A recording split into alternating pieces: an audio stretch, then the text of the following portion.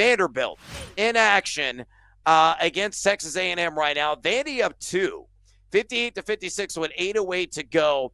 If they win this game, they're not on the 10 line. Hell, they may not be on or the 11 line. They're not going to likely be there or on the 10 line. They may be honestly on the 9 line. This would be their 4th quarter 1 win. Pretty good overall record. They have a tough schedule remaining, but your thoughts on Vanderbilt? If this team lands a double-figure seed in the NCAA tournament, what is their chance? And I know draw is everything, but what is their chance that they could upset maybe a team or two? Yeah, man, they're up 4 right now. This is a scrappy team. I kind of like Vandy, right? If they get the right matchup, like you said. It's got to be the right matchup.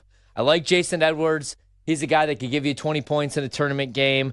I like McLaughlin. He's averaging about 11 per game. The only thing that scares me is, scoring other than those two guys, if they get in foul trouble. But I like this team, depending on the draw, if they're a 10 seed, in the right matchup. I think they could win a tournament game. I think that's probably their ceiling. I don't know that they're a Sweet 16 team, but again, they're battle tested in the toughest conference in America. But I do think they could win a tournament game, man. I mean, they're up 4 right now. Let's see how this one closes out, but I kind of like Vandy a little bit.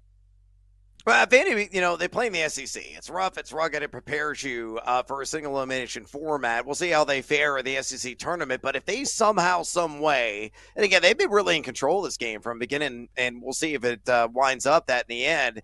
They're up 4, 7:54 to go. They're number 29 in terms of strength of schedule. Their non-conference strength of schedule is an eyesore at 323. That really hurts the profile overall. They're only 2-6 in true road games this year, but this is a true road game. We'll see if they can emerge victorious. 3-8 in quarter ones. Again, if they get a 4th quarter one, I think they're going to jump to maybe the 9 line.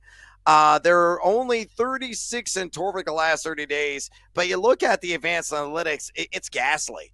340 EFG offense, 363 in EFG defense, so you wouldn't see it tonight. As A&M only shooting 34.9% from the floor, 28.6% for 3, but A&M hasn't been able to, really light up the scoreboard in any form or fashion for much of the year.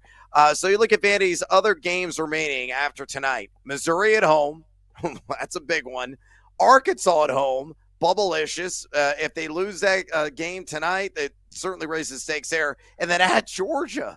Another bubblicious game if they were to lose this one tonight. So a lot at stake riding over this last 7 and change for them. Got to get the victory. They get it. They're in the NCAA tournament. They don't get it. I still think they'll get in, but, man, that's a tough remaining schedule against Missouri, Arkansas, and at Georgia. Let's go to the Ohio State. Still plus odds to miss the NCAA tournament, and I think it's very realistic they do, Horvat. Yeah. 35 in the net, 12 in strength of schedule, 37 in non-conference. Okay, those are strong measurements there. 3-6, though, in road games straight up. Okay, not great. But 5 quarter one wins, 5-9 against quarter one competition. Only 253 EFG offense, 163 in EFG defense the last 30 days.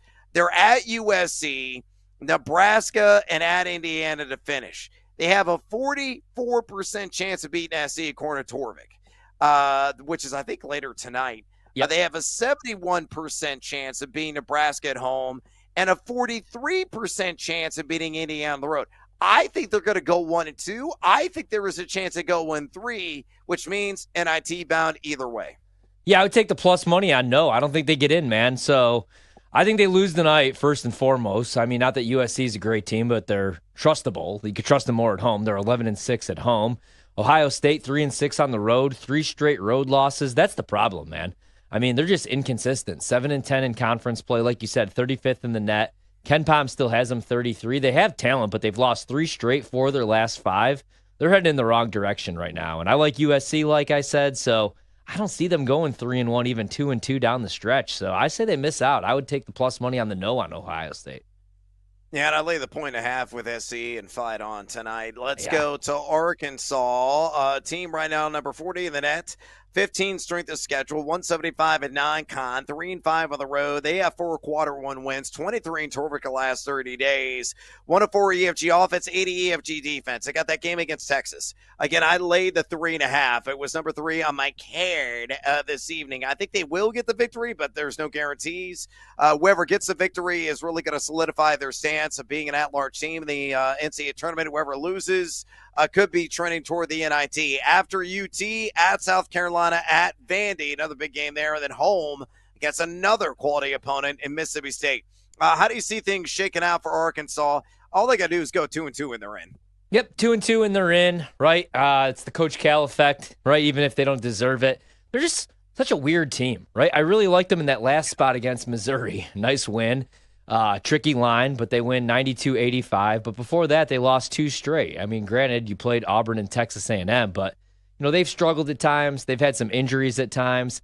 Not the biggest Coach Cal guy as far as like X's and O's when we do get to March, but they should be in.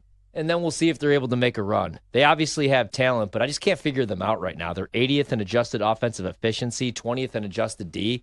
So we'll see if they can get hot. I'm going to say no, but I do think that they get into the dance.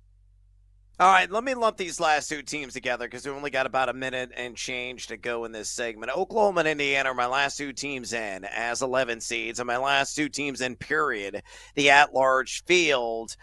Both similar nets, Indiana 56, Oklahoma at 51. But Oklahoma 1-6 on the road. Oklahoma one more quad 1 win than Indiana. Who do you think gets in? Oklahoma or Indiana, or neither?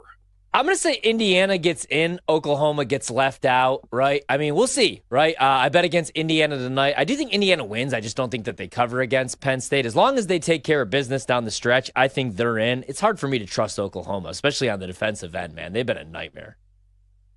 All right. Look, I think both teams have a really good chance. It's all about Georgia. Georgia's changed the mathematics after beating Florida last night, though they only have 3 quarter ones, but a lot of pivotal bubble games remaining. Again, fun time of the year. It changes by the moment in college basketball. We'll keep you up to date.